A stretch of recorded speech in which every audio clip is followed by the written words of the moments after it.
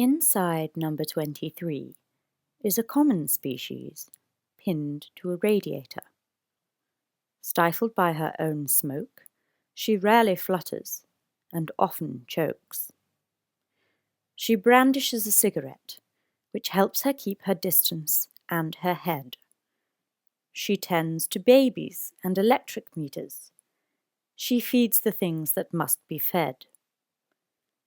We never hear her cry out from the other side of the UPVC that we peer through daily. Boxed in and tied down, we don't have to worry that we'll hear her pain. She bats around her four walls with fitted cupboards and a draining board like a drunk bluebottle trapped in a light fitting. From the sink to the ashtray, to the worktop, to the table, to the chair where she waits, to the cupboard for the plates, to the drawer for the knife and the fork and the spoon. It's only 3, perhaps too soon. So she waits for the oven to heat up. She takes another cigarette and taps the cigarette pack. She lights it up and lets it burn, takes in every breath, coughs out every concern for 5 minutes or 2. Then to the sink, the washing up, it's all been done, she gives up, and back to the table and she waits. She taps the cigarette pack. The washer hums and the oven chips sit.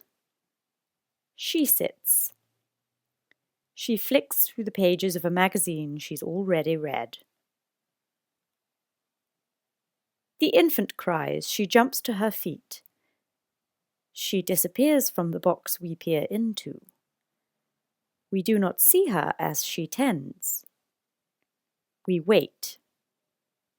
We tap the reinforced glass. We wait. It's quiet. In she flutters, phone in hand. She natters away to our Julie on the other end. A furrow in her brow, a furrow in both their brows, and I know, love, from one to the other. Her face askew and set in its ways, a crooked jaw and bitter lips, tight yet full, in justice fed. She says her byes and lays down the phone, and she taps the cigarette pack. We wait. The oven's ready, the chips go in, the grill's turned on, fish fingers again, and she warms the bottle. We watch. She sets a timer, 14 to 16 minutes. She sits. She waits. Pinned to the radiator. She waits. We wait.